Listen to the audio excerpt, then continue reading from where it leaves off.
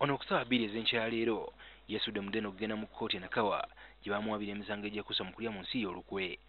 Lukeera poliisi esoose kumuyimiriza abeeko by'annyonnyola. Where are we today? I told you, officer, that I'm not accountable to you to tell you where I am going. I am going on my business. Fine, you can go. Fine, no problem. Oluvannyuma akkiriziddwa okwongerayo mu kkooti Nakawa, abapoliisi abamutambulirako ku pikipiki bazze bamuwondera. Mu kkooti Besigye bamutegeezezza nga okunoonyereza bwe kukyagenda mu maaso kyatasanyukidde. Every time we come here,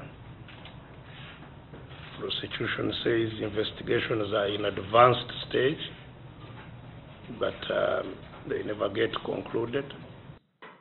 Oluvannyuma ategeeza bannamawulire nga bw'anaatera okwekalakaasa olw'enneeyisa ya kkooti. Oba oli awo kkooti eno nandigigaana okuddamu okujja mu kkooti eno.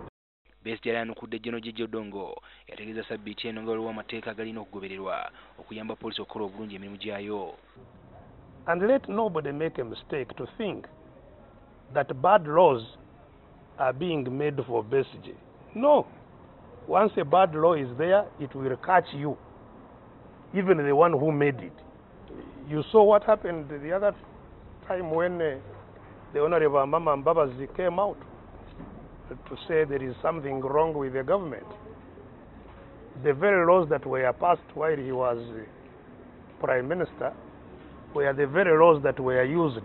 The same Public Order Management Act was used to disable his own activities. Onera ayambalidde akakiiko k'eddembe ly'obuntu gye yeekubira enduulu naye nga tebamuyitanga kubannyonnyola bizibu bye.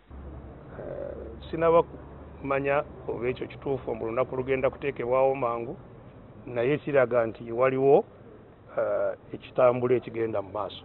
Besigye wavudde ku kkooti e Nakawa n'ayokera ku ttabiro Prime Bank erisanzwe e Kamwokya era abantu bamusanyukidde era lwa bavudde ku mirimu gyabwe ne beekubya n'ebifaananyi. One people! One Uganda! One people! Bw'avudde wano ayokedde Grand Imperial kyokka bw'atuuse ku luguudo Ssezzibwa poliisi n'emuyimiriza ng'ayagala amanye gy'alaga. Where are you going? I guide you to pass. To?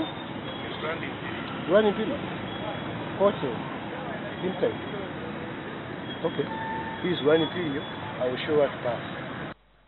Mukkiriza okweyongerayo naye ng'emmotoka ye bwe bagiwondera.